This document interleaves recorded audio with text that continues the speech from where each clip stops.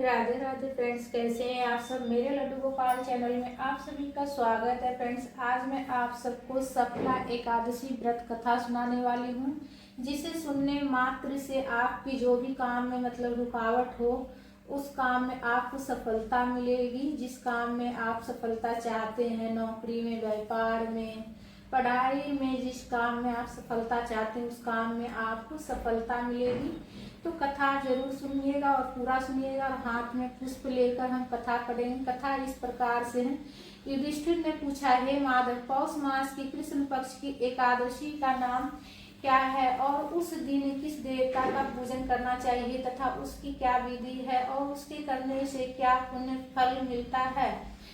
यह सब आप विस्तार पूर्वक हो। भगवान श्री कृष्ण जी बोले, हे युधिष्ठिर, मैं आपको आपके प्रश्नों का उत्तर ठीक ठीक देता हूँ, जिन्हें आप ध्यान पूर्वक सुनिए। मेरे अनुसार अधिक दानी पुरुष के अतिरिक्त मैं एकादशी व्रत करने वाले से अधिक प्रसन्न रहता हूँ। इस व्रत को भक्ति पूर्वक विधि सहित करना चाहिए। हे पांडु पुत्र, पौष मास की कृष्ण पक्ष वाली एकादशी का नाम सफला है। इस दिन श्री नारायण भगवान का विधि विधान से नारियल, नींबू, अबीर, सुपारी आदि अर्पण कर धूप, दीप, नवेद, पुष्प आदि से 16 प्रकार से पूजा करके रात्रि जागरण तथा कीर्तन श्रवण करते हुए दीप दान का कर व्रत करना चाहिए। जिस प्रकार नागों में शेष नाग, पक्षियों में गरुड़ श्रेष्ठ है, ठीक उसी प्रकार सब व्रतों में एकादशी व्रत श्रेष्ठ है। जो पुण्य 5000 वर्षों तक तपस्या करने से मिलता है, वही पुण्य भक्ति भावना से जागरण करके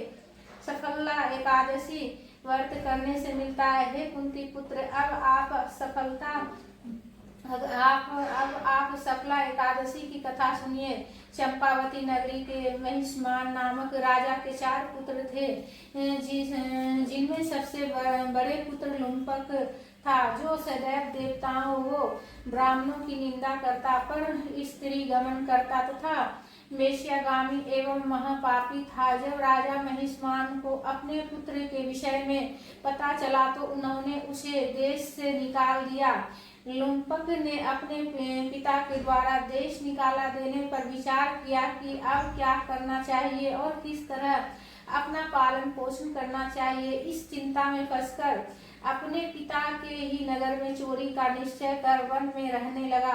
वह रात्रि में चुपचाप नगर में आकर चोरी करता था, प्रजाजनों को मार डालता और अत्याचार करके पिता के नगर का नाश करता। राजा के भय से पहरेदार लुम्पक को पकड़ने पर भी छोड़ देते थे। जिस वन में लुम्पक रहता था, उसी वन में एक बहुत पुराना पीपल का वृक्ष था। वह वन भगवान नारायण का अत्यंत प्रिय था, अर्थात नगर निवासी तथा अन्य सभी लोग उस वन को देवता का क्रीड़ा स्थल मानते थे। जब पौष का महीना आया तो एक दिन लुम्पक वस्त्रहीन होने के कारण कृष्ण पक्षी एकादशी के दिन ठंड के कारण मूर्छित होकर गिर पड़ा। ठंड के कारण उसी रात लुम्पक सोया भी नहीं था। वह अचेत अवस्था में 10वीं की संध्या से एकादशी के दोपहर तक पड़ा रहा। इस तरह वह बिना भोजन किए ही रह गया।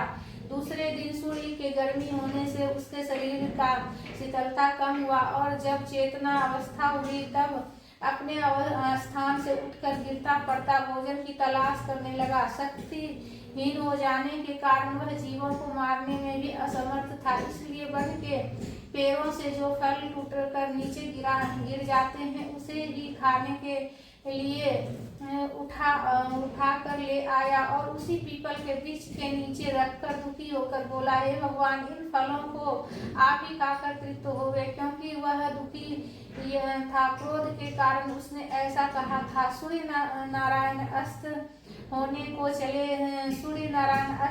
को चले गए थे।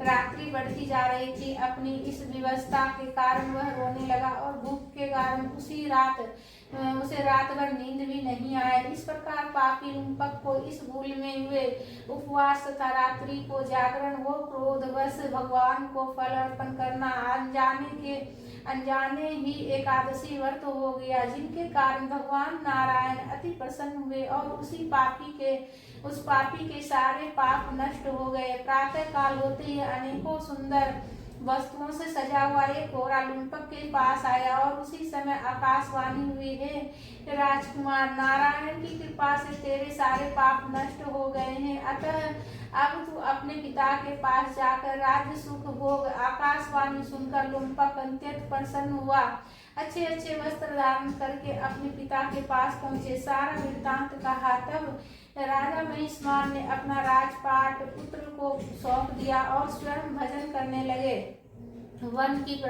भजन करने के लिए वन को प्रस्थान कर गए। तब लुम्पक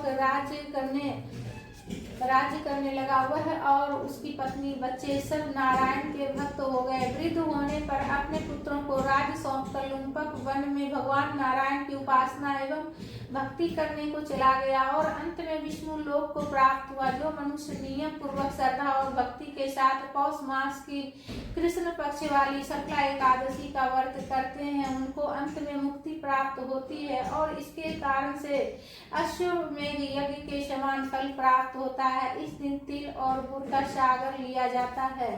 प्रेम से बोलिए विष्णु भगवान की जय।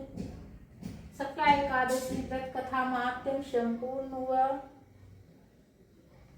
विष्णु भगवान की जय। तो फ्रेंड्स, कमेंट में विष्णु भगवान जी की जयकारा जरूर लगाइएगा, लक्ष्मी माता की जयकारा लगाइएगा, लक्ष्मी नारायण की जय।